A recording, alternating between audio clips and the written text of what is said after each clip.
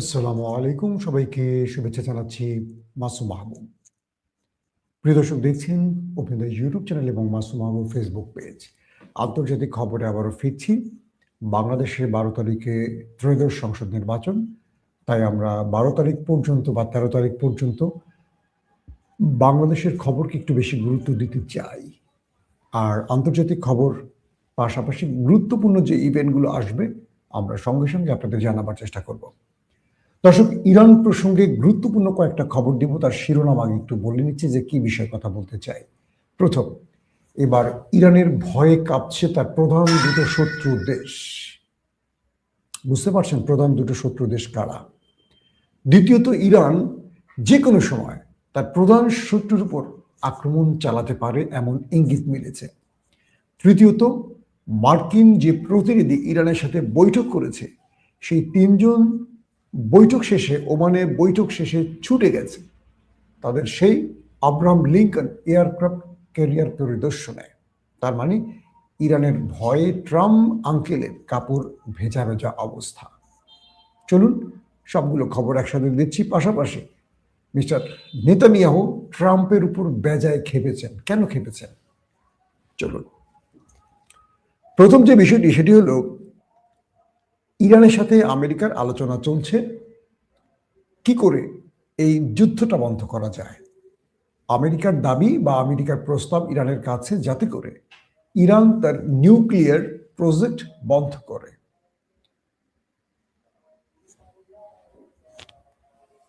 Coming. তো ইরানের চেষ্টাটা হলো যুদ্ধ এড়িয়ে চলা, আর আমেরিকার টার্গেট হলো যে কোনোভাবে ইরানকে ভয় দেখিয়ে তাদের শর্ত মানানো। শর্ত তিনটা কি কি বলেছি আপনাদের: নিউক্লিয়ার প্রজেক্ট বন্ধ করা, মিসাইল প্রজেক্ট বন্ধ করা বা সীমিত করা, আর রেজিম চেঞ্জ ঘটানো, সরকার পরিবর্তন করা।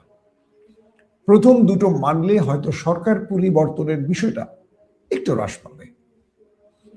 ইরানের সাথে তুরস্ক, ওমান বা আরো আরব রাষ্ট্রের ব্যাক চ্যানেলে যে আলোচনাগুলো হলো বা প্রকাশ্যে যে আলোচনাগুলো হলো, এতে করে ইরান আমেরিকা একটি শর্ত মানেনি। ইরান শুধু বলেছে যে আমরা নিউক্লিয়ার প্রজেক্টের যে কাজ চালিয়ে যাচ্ছি মূলত সেটি আমরা পাওয়ার প্ল্যান্টের ক্ষেত্রে, অর্থাৎ শান্তিপূর্ণ কর্মসূচি, যেটা ধ্বংসের জন্য নয়, মানে নিউক্লিয়ার বোমা তারা বানাবে না। কিন্তু আমেরিকা নাছোর বান্দা, তারা ইসরায়েল যে প্রেসক্রিপশন দিয়ে দিয়েছে আমেরিকাকে, তারা সেটা ফলো করতে চায়। অর্থাৎ কোনোভাবে ইরানকে নিউক্লিয়ার কর্মসূচি চালাতে দেয়া হবে না।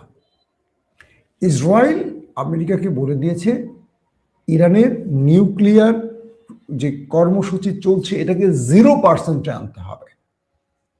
অর্থাৎ ইরান যেই পর্যায়ে উন্নীত হয়েছে নিউক্লিয়ারের ক্ষেত্রে বা নিউক্লিয়ার সমৃদ্ধকরণের ক্ষেত্রে, সেখান থেকে ইরানকে 0% আসতে হবে। ইম্পসিবল, কারণ ইরান রাশিয়ার সাথে বেশ কিছু চুক্তি করেছে পাওয়ার প্ল্যান্ট তৈরিতে। যেমন আমাদের বাংলাদেশে আছে রূপপুর পারমাণবিক বিদ্যুৎ কেন্দ্র। তো ইরান বলছে যে আমরা আমাদের বিদ্যুতের জন্য, রাষ্ট্রের উন্নয়নের জন্য আমরা নিউক্লিয়ারের শান্তিপূর্ণ ব্যবহার করছি, এটা দিয়ে বোমা বানাচ্ছি না। কিন্তু ইসরায়েল এটা মানতে নারাজ। তারা বলছে যে না, ইরান তলে তলে পারমাণবিক অস্ত্র বানিয়ে প্রায় ফেলছে, শুধু ঘোষণা বাকি আছে, এরকমটাও বলছে তারা। দ্বিতীয় হলো, তারা চাইছে কোনোভাবে ইরান তার ব্যালিস্টিক প্রোগ্রাম থেকে ফিরে যাক। প্রশ্ন হলো, ইসরায়েল, আমেরিকা, ইউরোপ, আমেরিকা এত শক্তিশালী, এত প্রযুক্তি থাকার পরও ইরানের কি বলবো ক্ষেপণাস্ত্রের ক্ষেত্রে তারা এত ভয় পাচ্ছে কেন? মার্কিন বিভিন্ন গবেষণা সংস্থা বলছে এবং ব্রিটিশ গণমাধ্যম রয়টার্স সহ আরো বেশ কিছু গণমাধ্যম বলছে, তাদের সকল তথ্য উপাত্ত হাজির করে তারা বলছে যে মধ্যপ্রাচ্যের সর্বাধিক ক্ষেপণাস্ত্রের মালিক হলো ইরান। শুধু মধ্যপ্রাচ্যে সকল দেশকে এক করেন আর ইরানকে আলাদা করেন। সবচেয়ে বেশি ক্ষেপণাস্ত্র রয়েছে, মিসাইল রয়েছে ইরানের পকেটে। শুধু তাই নয়, যে দেশটি ইরানকে সর্বাধিক ভয় পায়, ইসরায়েল, তাদের ভূখণ্ডটি ইরানের মিসাইলের টার্গেটে রয়েছে। অর্থাৎ ইরান যদি চায় সেই রাষ্ট্রটিকে মুছে ফেলতে, একসঙ্গে তারা যদি সে মিসাইল আক্রমণ চালায়, তারপর দেখা যাবে সেই রাষ্ট্রটি মাটির সাথে মিশে গেছে, ধুলো হয়ে গেছে। কারণ ইরানের উপরে বা ভূগর্ভস্থ হাজার হাজার মিসাইল রয়েছে। এখন ইসরায়েল আমেরিকাকে বলছে, ওকে, ইরানের কাছে মিসাইল থাকবে, তবে সেটার রেঞ্জ 300 কিলোমিটারের উপরে থাকতে পারবে না। বুঝতে পারছেন? তার মানে ইরান এগুলো দিয়ে ফুটবল খেলবে, অথবা এগুলো দিয়ে কি বলবো, ওই যে আমরা ছোটবেলায় গুলাল 22 না হাবি ছিল না, পাখি মারতাম বা নিজেরা নিকটস্থ কোনো টার্গেটকে করতাম হাত দিয়ে মেরে, ইয়ার গান টাইপের, অথবা সাইকেলের টিউব বা ওই যে বাল্টিপ নাকি বলে, ওগুলো দিয়ে বানানো হয়। ইরানকে সর্বোচ্চ মানে নিউক্লিয়ারের 0% আসতে পারে, নিউক্লিয়ারের কোনো কর্মসূচি ইরান চালাতে পারবে না। 2, ইরানের ব্যালিস্টিক প্রোগ্রাম বা ক্ষেপণাস্ত্র প্রোগ্রাম, তার রেঞ্জ হতে হবে 300 কিলোমিটার, এর উপর ইরান উঠতে পারবে না। এটা কার দাবি? ইসরায়েলের। কার কাছে? আমেরিকার কাছে। এখন আমেরিকা এই যুদ্ধটা বন্ধের জন্য তার প্রতিনিধি কুশনার সহ একটা টিমকে পাঠিয়েছে ইরানের সাথে আলোচনা করতে। আলোচনা শেষে তারা চলে গেছে এয়ারক্রাফট ক্যারিয়ার পরিদর্শনে। অর্থাৎ ইরানের যে টার্গেট রয়েছে, ইরান আমেরিকার সাথে যুদ্ধ বাঁধলে তাদের প্রথম টার্গেট হবে মার্কিন এয়ারক্রাফট ক্যারিয়ারকে উড়িয়ে দেয়া। আর আমেরিকা এই যুদ্ধটা পরিচালনা করতে চায় এয়ারক্রাফট ক্যারিয়ারে বসে। তাহলে প্রশ্ন করবেন, মধ্যপ্রাচ্যে আমেরিকার এত ঘাঁটি আছে, তাহলে আমেরিকা সেই ঘাঁটিগুলো ব্যবহার করবে না কেন? অর্থাৎ ইরানের ভয় বা মুসলিম বিশ্বের চাপে, মধ্যপ্রাচ্যের বাকি দেশগুলো তো মুসলিম দেশ, আরব দেশ, এরা ইরানের ভয়ে বা বিশ্ব মুসলিমের চাপে ইরানে হামলার ব্যাপারে তারা আমেরিকাকে অনুমতি দেয়নি। তো আমেরিকাকে যেহেতু তারা অনুমতি দেয়নি, আইএসও বলে কিনা দেখো তো, আইএসও বড়, ওকে, গুড, থ্যাংক ইউ। আমার ছেলে এসেছিল ক্যামেরার আউটসাইডে, সে মাঝে মাঝে আমাকে হেল্প করে, আমার ইঞ্জিনিয়ার ছেলে। বাবা, সবাই দোয়া করবেন আমার ছেলের জন্য, মোয়াজাল সামিদ প্রিয় তার নাম। তো যেটি হলো যে ইরানের এই টার্গেটটি, অর্থাৎ ইরান যতগুলো ক্ষেপণাস্ত্র তৈরি করেছে এর অধিকাংশ রেঞ্জগুলো ইরান থেকে ইসরায়েলকে টার্গেট করার মতো। ইভেন লাস্ট এই 1-2 বছরে ইরান এমন ক্ষেপণাস্ত্র তৈরি করেছে যেটা ইরান থেকে আমেরিকা পর্যন্ত যাবে। এতে করে মাথা খারাপ আমেরিকা এবং ইসরায়েলের। আর 300 কিলোমিটার রেঞ্জের মধ্যে যদি ইরানকে আটকে দেয়া যায়, তাহলে দুটো দেশ নিরাপদ থাকবে। এটা হলো ইসরায়েলের দাবি আমেরিকার কাছে। তো এখন আমেরিকা পড়ছে মানে ডোনাল্ড ট্রাম্প পড়ছে বিপদে। কারণ নেতানিয়াহু যে শর্তগুলো আমেরিকাকে শিখিয়ে দিচ্ছে, ট্রাম্প তার উপরে কথা বলতে পারছে না। কেন পারছে না? মার্কিন এস্টাবলিশমেন্ট বা ডিপ স্টেট নিয়ন্ত্রণ হয় ইহুদি দ্বারা। ডোনাল্ড ট্রাম্পের মতো ব্যক্তিকে প্রেসিডেন্ট করা বা প্রেসিডেন্ট থেকে ছুঁড়ে ফেলে দেওয়ার ক্ষমতা ইসরায়েলের আছে বা ইহুদিদের আছে। তো সেই হিসেবে যত বড় রাষ্ট্রই আমেরিকা হোক, ওই নেতানিয়াহুর কাছে মাথাটা একটু নতই করতে হয়। আবার মার্কিন এস্টাবলিশমেন্ট চাইতেছে যে কোনোভাবে ইসরায়েলের এই শর্তগুলো আমেরিকা মানুক। এখন ট্রাম্প কি করবেন? ট্রাম্পের সামনে পথ দুটো খোলা। 1, যুদ্ধ লাগিয়ে দেয়া। 2, ইরানকে বাধ্য করে শর্তে রাজি করানো। কিন্তু ইরান তো আসলে শর্তে রাজি হবে না। তো এখন যে বিষয়টি তৈরি হয়েছে যে ইরান যদি শর্তে রাজি হয়, তাহলে ইরানকে কালকে এসে দখল করে ফেলবে ইসরায়েল। তার ক্ষেপণাস্ত্র থাকবে না, নিউক্লিয়ার থাকবে না। তার মানে এটা হয়ে যাবে আরবের একটি দুর্বল রাষ্ট্র, মানে এই অঞ্চলে কি বলে মধ্যপ্রাচ্যে একটা দুর্বল রাষ্ট্র। তো এখান থেকে তো ইরান শত্রুর সাথে লড়াই করতে পারবে না। ইরান বলছে যে ইম্পসিবল, আমরা নিউক্লিয়ার বোমা বানাচ্ছি না, কিন্তু আমাদের নিউক্লিয়ার প্রজেক্টের কাজ চলবে শান্তিপূর্ণ কাজের জন্য। আর 2 নম্বর, আমাদের ব্যালিস্টিক প্রোগ্রাম, এটা আমরা বন্ধ করব না। এখন তাহলে কি?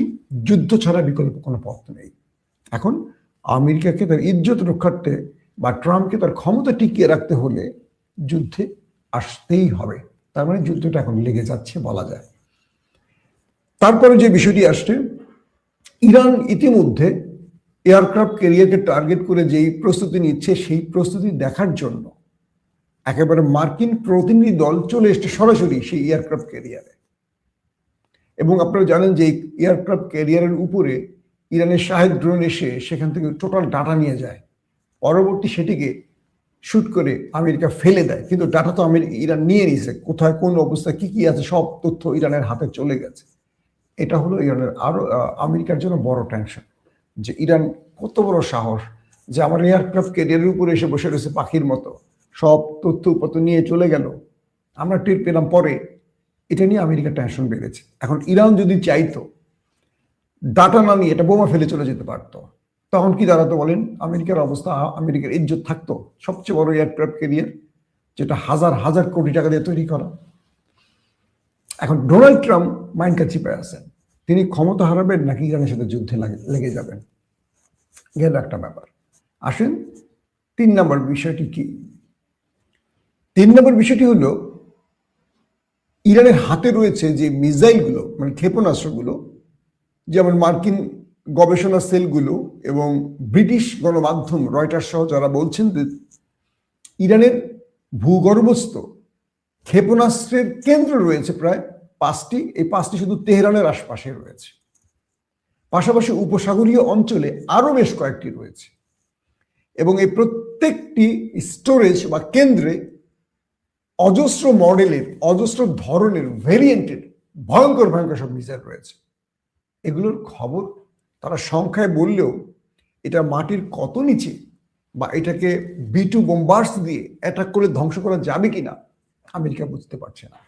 তার মানে ইরান তার ক্ষেপণাস্ত্রগুলোকে এমন নিরাপদ জোনে রেখেছে, চাইলেই কেউ আক্রমণ করে এগুলোকে ধ্বংস করতে পারবে না। আপনারা জানেন যে 2023-এ ইরান তার হাইপারসোনিক টেস্ট চালিয়েছিল। মাঝখানে অনেকে প্রশ্ন করতেন যে ইরানের হাইপারসোনিক বা সুপারসোনিক আছে কিনা, এরকম প্রশ্ন আসছিল। তো ইরান এটার জবাব দিল কিভাবে? 2023-এ তারা ফাত্তা-1 হাইপারসোনিক মিসাইল টেস্ট চালিয়েছে। এটা শব্দের চেয়ে 5 গুণ স্পিডে চলে। ক্যালকুলেশন করেন, এবার ক্যালকুলেটর নিয়ে বসেন যে শব্দ কতদূর শুনছেন আপনারা। আমার এই তুড়িটা আপনার কানে চলে গেছে সেকেন্ডের মধ্যে, তার চেয়ে 5 গুণ স্পিডে এই মিসাইলটি ছুটতে পারে। তার মানে ইরান থেকে দখলদার দেশটিতে যদি ফাত্তা-1 মারা হয়, কয়েক মিনিটে সেটা পৌঁছে যাবে, কয়েক মিনিটে। এবং বলা হচ্ছে যে এই ফাত্তা-1 মানে হাইপারসোনিককে কোনো এন্টি মিসাইল বা কোনো আকাশ প্রতিরক্ষা সিস্টেম এটাকে ধ্বংস করতে পারে না। সহজ করে বোঝাই, আকাশ প্রতিরক্ষা সিস্টেমের কাজ কি? শত্রুর মিসাইল, ড্রোন বা যে কোনো অ্যাটাক মোকাবেলা করা। এটা ভূমিতে থাকে, অথবা কখনো আকাশের ড্রোনে থাকে, অথবা কখনো 35 যুদ্ধ বিমানের সঙ্গে থাকে। এটা পাল্টা হিটের মাধ্যমে ধ্বংস করা হয়। তো আমরা যেটাকে বলি যে আকাশ প্রতিরক্ষা সিস্টেম সাধারণত এটা মাটিতে থাকে।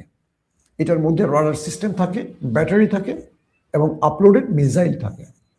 যখন এটা শনাক্ত করে শত্রুর কোনো মিসাইল আসছে, তখন এটার ওই গতিপথকে টার্গেট করে এন্টি মিসাইল ছোড়ে, ব্যাটারি থেকে ধমধম করে ছোড়ে, একাধিক ধূপ ধূপ ধূপ করে দেখবেন ছোড়ে। অর্থাৎ শত্রু যদি 20টা মিসাইল মারে, এটা 20টা ব্যাটারি থেকে 20টা মিসাইল, এন্টি মিসাইল ছোড়ে, এবং ওই মিসাইলটাকে সে পথের মধ্যে গিয়ে আকাশে ধ্বংস করে দেয়। এখন বিষয়টা হলো, এগুলো যদি হাইপারসোনিক বা সুপারসোনিক হিট করা হয়, তখন দেখা যায় ওইটার গতি আর এটার গতির পার্থক্য থাকে। ব্যাটারি যখন তার রাডার সিস্টেমে সিগন্যাল পায় যে শত্রু কোনো মিসাইল মেরেছে, আর এটা তখন অটো অন হয়ে এটা যখন এন্টি মিসাইল ছুটতে যায়, তার আগেই শত্রু ঢুকে গেছে, তার ফ্রেম আউট হয়ে ছম করে ভিতরে চলে গেছে। তার মানে শত্রুর রাডারে একটা রাডার সিস্টেম আছে। ধরেন আমার বাংলাদেশের যে সিস্টেম মানচিত্র, এটার কত কিলোর মধ্যে ঢুকলে এই সিস্টেম বুঝতে পারবে, তার উপর এটা ধারণা করে। তো ধরেন আয়রন ড্রোম, প্যাট্রিয়ট থার্ড, যতগুলো রয়েছে, ডেভিড স্লিমিং, যেগুলো রয়েছে ইসরায়েলের হাতে আকাশ প্রতিরক্ষা সিস্টেম। তো এই সিস্টেমগুলো যখনই দেখে যে ইরানের কোনো মিসাইল ছুটছে, এটা অটোমেটিক মিসাইল মারে, কিন্তু ওই মিসাইলটাকে ফাঁকি দিয়ে ঢুকে চলে যায় এই ফাত্তা ওয়ান। তার মানে এই ফাত্তা ওয়ান শব্দের যে 5 গুণ স্পিডে যেটা চলে, হাইপারসোনিক, এটা ইরানের একটা দুর্দান্ত মিসাইল বা অস্ত্র শত্রুকে আঘাত করার। 2 সিজিল, এটি আপনারা জানেন যে প্রায় 17,000 কিলো ছুটতে পারে এবং এটা প্রতি ঘন্টায়, অর্থাৎ প্রতি ঘন্টায় এটা বোধহয় 17,000 কিলোমিটার ছুটে। এখন তাহলে এটা যদি ইরান থেকে মারা হয় দখলদার দেশটিকে টার্গেট করে, এটার কয়েক মিনিটের মধ্যে পৌঁছে যাবে সেখানে। খাইবার রয়েছে ইরানের হাতে, আরো দুর্দান্ত কিছু মিসাইল। এরকম করে খাইবার, সিজিল বা ফাত্তি, এরকম করে বহু, প্যালেস্টাইন, বহু নামে ইরানের অজস্র মিসাইল রয়েছে। তারপরে ড্রোনের জগতে তো অসাধারণ কিছু ড্রোন ইরানের কাছে আছে, শাহেদ ড্রোন থেকে শুরু করে দুর্দান্ত। এইগুলি এখন ইসরায়েল বন্ধ করতে চায়, কারণ গত 12 দিনের যুদ্ধে ইরানের এই মিসাইলে নাস্তানুবোধ হয়ে গেছিল দখলদাররা। তাই তারা আমেরিকার ঘাড়ে বন্দুক রেখে এখন এই মিসাইল থেকে রক্ষা পাওয়ার জন্য আমেরিকার ঘাড়ে বসে বলছে যে তোমাদের এই মিসাইল প্রোগ্রাম বন্ধ করতে হবে, নতুবা আমরা ঘুমাইতে পারি না তোমাদের টেনশনে, আমাদের কাপড় ভিজে যায় ভয়ের ঠেলায়। এটা হলো তখন তাদের টার্গেট। ওই যে 12 দিনের মাইরটা খাইছে, এই মাইর খাওয়ার পর এখন আমেরিকাকে নিয়ে আসছে, ভাই তোমরা ইরানের এই ব্যালিস্টিক প্রোগ্রাম বন্ধ করো। ব্যালিস্টিক বোঝেন তো? ব্যালিস্টিক মিসাইল হলো রকেট চালিত একটি বিশেষ মিসাইল, যেটি রকেটের অগ্রভাগে ওয়ারহেডে, সেখানে রাসায়নিক, নিউক্লিয়ার ওয়ারহেড বসানো যায়, বিভিন্ন বিস্ফোরক বসানো যায়। এই রকেটটা খুব স্পিডে মুভ করে এবং এটা সোজা না, এটা গতিপথ পরিবর্তন করতে পারে, আঁকাবাঁকা করতে পারে। এবং এটার অগ্রভাগে, এই ব্যালিস্টিকের অগ্রভাগে নিউক্লিয়ার বসায় দিলে পারমাণবিক হিট করতে পারে। তো ইরান এই ব্যালিস্টিক প্রোগ্রামে পৃথিবীকে মোটামুটি চমকে দিয়েছে। তো সবকিছু মিলে এই মুহূর্তে দখলদারদের মূল ভয়ের কারণ হলো এটা।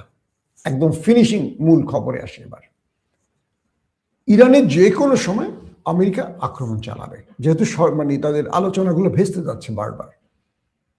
প্রশ্ন হলো, ইরান আজকে সরাসরি হুমকি দিয়ে বসছে, যদি যেই দেশ তার উপর আগে আক্রমণ করবে, সেটা ইসরায়েল হোক আর আমেরিকা হোক, তার সাথে লড়াইটা জড়িয়ে যাবে ইরান। এবং ইরান এটা বলছে, যদি আমার দেশে দখলদার আক্রমণ চালায়, এবার আর কোনো যুদ্ধবিরতি হবে না। যতদিন তারা থাকবে এই মানচিত্র মুছে দেওয়ার জন্য সবটাই করবে ইরান। নাম্বার 2, মানে ইরানের যত ভান্ডারে আছে সব উজাড় করে দিবে ওই একটা দেশের জন্য প্রয়োজন। ইরান একদম ডাইরেক্ট এইভাবে বলছে যে আমাদের সার্বভৌমত্ব রক্ষার জন্য আমরা সবটাই করে ফেলবো, মানে সবটাই করবো, মানে সবটাই করবো। অনেকে আবার বলছেন ইরানের কাছে নিউক্লিয়ারও আছে, ইরান হয়তো বলছে না, কারণ এত বড় হুমকি দিচ্ছে কাকে? যে দেশটি নিজেরই নিউক্লিয়ার আছে তারে হুমকি দেওয়া মানে কি ইরানের কাছে নিউক্লিয়ার আছে। 2 নম্বর বিষয়, যদি আমেরিকা অ্যাটাক করে তাহলে মধ্যপ্রাচ্যে ইরানের একটা, মানে আমেরিকার একটাও ঘাঁটি আর থাকবে না, প্রত্যেকটা ঘাঁটি আক্রান্ত হবে ইরান দ্বারা। এখন ট্রাম্প চাচ্ছু মহামাইন কাছে পায়, আক্রমণ করলে ইরান করবে, আবার আক্রমণ না করলে ইসরায়েল চেপে ধরছে, ট্রাম্প চাচ্ছুর ক্ষমতা কেড়ে নেবে। ট্রাম্প কি করবে? যুদ্ধটা তাকে শুরু করতে হবে, অথবা শান্তিপূর্ণ সমাধান খুঁজতে হবে, যে সমাধান ইসরায়েল খুশি হয়। এখন ইস্টাবলিশমেন্ট, মানে মার্কিন ইস্টাবলিশমেন্ট ইরানের বিরুদ্ধে যুদ্ধ চায়, এটাও বলা যায়। আবার মার্কিন ইস্টাবলিশমেন্ট ইসরায়েলকে খুশি করাতেও চায়, কারণ ইস্টাবলিশমেন্ট নিয়ন্ত্রণই করে ইসরায়েল। যেমন আমাদের ইস্টাবলিশমেন্ট নিয়ন্ত্রিত ভারত দ্বারা। আমাদের গোয়েন্দা বাহিনী, আমাদের সামরিক বাহিনী, এদেরকে তৈরি করা হয়েছিল ভারতের বিরুদ্ধে রাষ্ট্রকে রক্ষায়। কিন্তু গত 16 বছর আমরা কি দেখেছি? ভারত যা বলেছে আমাদের গোয়েন্দারা উঠছে বসছে, ভারত যা বলেছে আমাদের সেনাবাহিনী উঠছে বসছে। এখন দেখি আমাদের রাজনীতিবিদরা ভারতের কথায় বসে ওঠে, ভারত যাকে চায় তারা ক্ষমতায় বসবে। তাই ভারতকে গ্রিন, মানে কি বলবো, সবুজ সংকেত দিয়ে বা মুচলেখা দিয়ে বাংলাদেশের রাজনীতিটা করতে হয় অনেকে, ঢুকতেও হয় অনেককে। নির্বাচনে জেতার স্বপ্ন দেখতে হয় ভারতকে খুশি করে।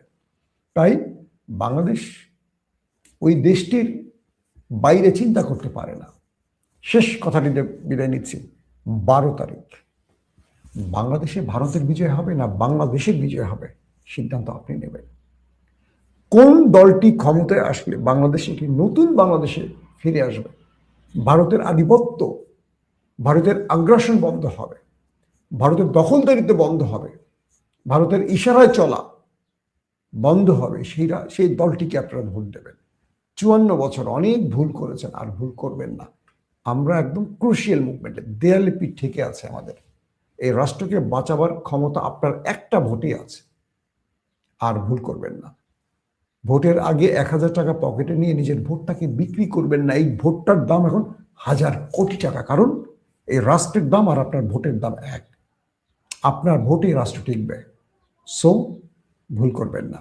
কাকে ভোট দিবেন সিদ্ধান্ত নেন। আল্লাহ হাফিজ।